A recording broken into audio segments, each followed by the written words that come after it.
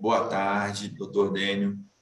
Nós aqui do Metrópolis agradecemos a sua vinda aqui para conversar conosco sobre um assunto tão importante quanto é essa questão dos muros e guaritas aqui no Distrito Federal. Direto ao ponto, qual que é a avaliação do Ministério Público sobre esse tema? Bom, essa não é a primeira vez, né, que o Distrito Federal tenta regulamentar essa questão que, infelizmente, vem tomando conta do Brasil e do Distrito Federal, especialmente, né?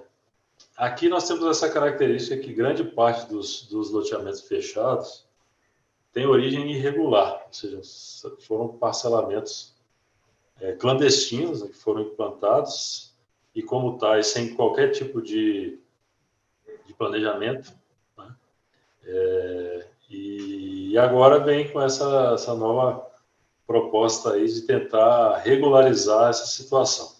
O Ministério Público sempre teve uma posição histórica contrária a esse tipo de empreendimento, porque, primeiro, que nós estamos em Brasília, né, que é um patrimônio cultural da humanidade, até tombado aí na esfera local, federal e até reconhecido também internacionalmente pela Unesco, né?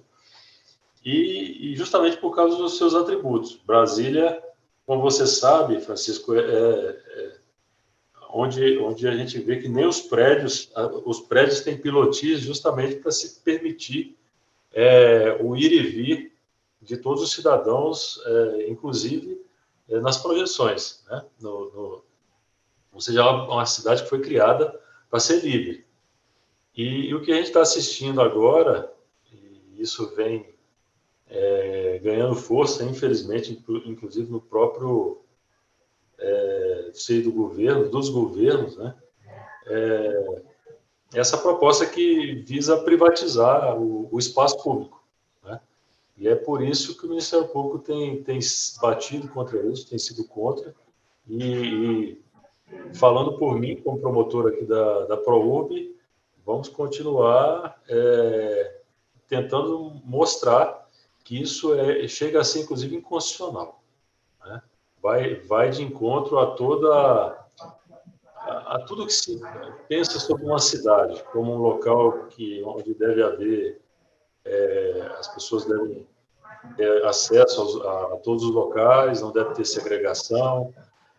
No aspecto da mobilidade urbana, isso ganha um relevo, porque aqui em Brasília, aqui no Distrito Federal, nós temos condomínios aí, os pseudo-condomínios, né, que na verdade são, repito, parcelamentos clandestinos, grande parte.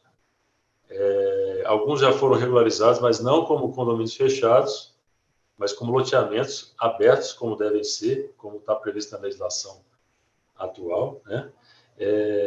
E nós temos aqui condomínios, loteamentos que têm 10 mil pessoas, nós temos loteamentos com 15 mil pessoas, né? E muitos deles com um portão de entrada, às vezes dois, né? Ou seja, o que eu sustento é que o loteamento fechado, nos termos que vem acontecendo, é o oposto de cidade, é a não cidade. Eu queria muito ouvir os técnicos. Nós sabemos que tem profissionais muito reconhecidos, tem reconhecimento dos seus trabalhos aqui no Distrito Federal. Eu queria muito ouvir a posição desses técnicos que trabalham no DF a respeito dessa proposta, né? Eu, assim, para pessoas que fizeram urbanismo e que fizeram arquitetura, elas sabem do que eu estou falando, elas sabem que o que está sendo proposto é a construção de uma não-cidade. Eu, como arquiteto urbanista, que viesse a propor um projeto como esse, eu rasgaria meu diploma, sinceramente. Qual que é a proposta do MP, da ProURB, para esses espaços? Então, uma vez que o fechamento, uma vez que as guaritas não estão de acordo com a lei, aí na leitura do Ministério. Francisco, nós temos uma série de princípios, de regras que estão previstos na Constituição, no Estatuto da Cidade, no próprio PDOT, na Lei Orgânica, na Política Nacional de Mobilidade Urbana, na Política Nacional que trata da questão dos riscos, né, fugiu aqui o nome o número da lei que trata disso, a questão dos riscos, né, naturais, inundação, etc. Nós temos uma série de princípios que não foram instituídos à toa. Então, o que deve acontecer esses empreendimentos que devem se adequar a essa legislação, e não a legislação que tem que se encaixar nos empreendimentos como está sendo feito. Assim, o nome que eu dou o adjetivo que eu dou para essa proposta legislativa é que ela é totalmente licenciosa. Ela permite tudo, porque a legislação atual, ela prevê que as ruas, os espaços públicos, as áreas para equipamentos públicos, elas são, o próprio nome diz, públicos, né? Justamente para que todas as pessoas tenham igualdade de condições de acesso. É o chamado acesso à cidade, né? Aos benefícios da cidade. A partir do momento que você privatiza isso, você está criando uma situação mais favorável a determinados cidadãos, que ficam parecendo que são mais cidadãos do que outros, né?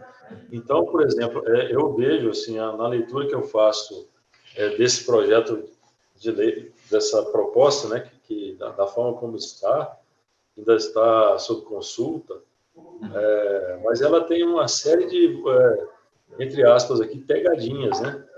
E ela fala que tem que garantir isso, mas ela permite que faça justamente o contrário, né? Tem situações em que você vai permitir até mesmo a existência de vias de importância razoável para a cidade dentro do parcelamento, do loteamento fechado, né? Tem determinados tipos de equipamentos públicos que vão estar dentro do parcelamento fechado, né, do loteamento.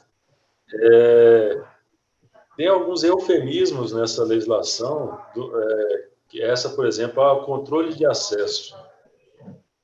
Brasília já tem esse tipo de empreendimento há muito tempo. Todo mundo sabe que só entra lá quem deixarem. Essa história que vai ser, basta se identificar e vai ter livre acesso. Quem que vai controlar isso?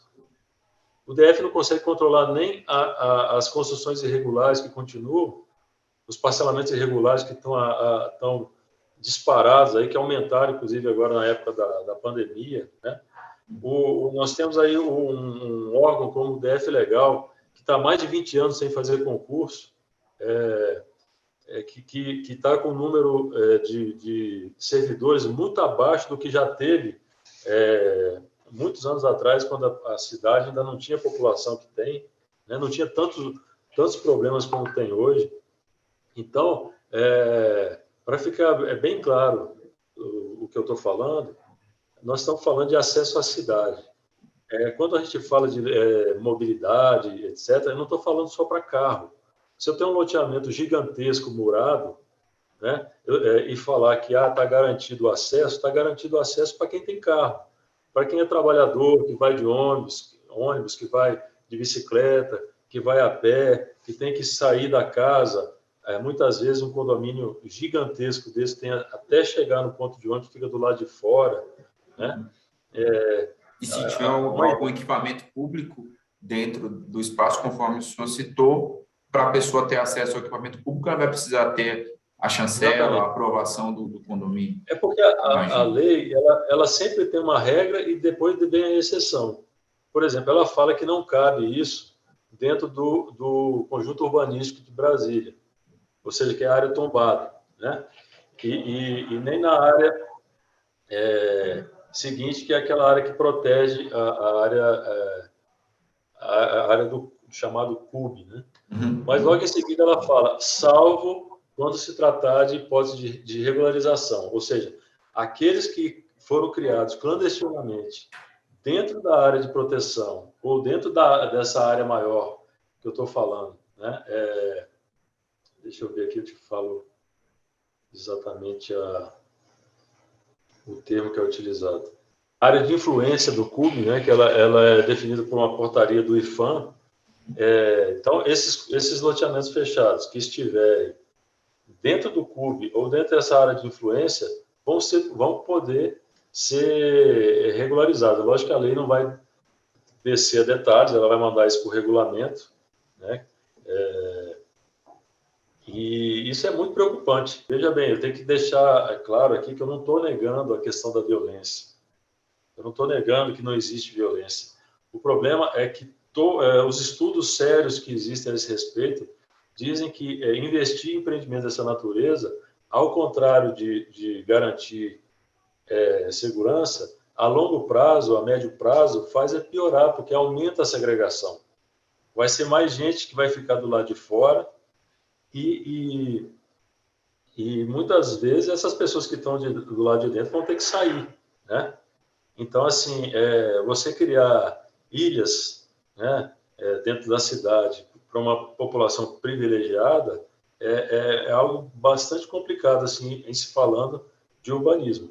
Isso, como eu disse, vai de encontro a todos os princípios, tudo que há de estudo do que deve ser uma cidade, né?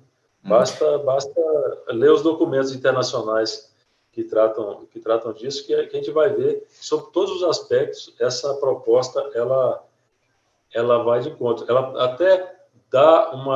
pode dar uma certa segurança, ainda que psicológica, vamos dizer assim, a curto prazo, vamos dizer assim. Mas, a longo prazo, a tendência é criar mais segregação, né? Você imagina uma criança que mora de um lado do condomínio, a escola dela está lá do outro lado. Essa criança não tem carro. Muitas vezes ela não vai ter transporte público que faça esse percurso. Como ela vai ter que fazer? Ela vai passar pelo... vão garantir o acesso dela por dentro do condomínio. Vai ter uma entrada e uma saída do outro lado, quando for necessário? Não vai ter, né? É uma série de questões que estão sendo minimizadas aí, e sem contar isso que eu falei, os loteamentos fechados que nós temos em Brasília têm origem clandestina, não foram estudados sob o ponto de vista viário, sob o ponto de vista da segurança. Então, assim, foram colocados lá com interesse exclusivo de lucro, muitas vezes em área de proteção ambiental, né? Muitas vezes invadindo corredores ecológicos. Então, o que a gente está vendo, infelizmente, o que a gente está vendo com essa proposta é passar, como se diz, passar o pano em cima de toda essa irregularidade que está na origem, né? E outra coisa, Francisco, essa proposta, ela passa a ideia de que não, mas nós vamos cobrar pelo uso dessas áreas, tá? A primeira questão é que um bem público você só pode autorizar o uso por um particular ou por alguns particulares exclusivos quando esse bem houver interesse público. Então, você concede uma área, por exemplo, para uma escola funcionar, como às vezes até acontece com a igreja, que em muitos casos é altamente até questionável, um serviço de utilidade pública que seja realizado ali. Isso é interesse público. Se eventualmente o governo levar à frente essa proposta para os muros e guaritas, e eventualmente a Câmara Legislativa aprovar, pelo que o senhor já conversou aqui com a gente, já dá para dizer que o Ministério Público vai contestar isso judicialmente, se for nos parâmetros que a gente tem visto até agora? Olha, Francisco, nos termos como estão propostos hoje, eu posso dizer por mim.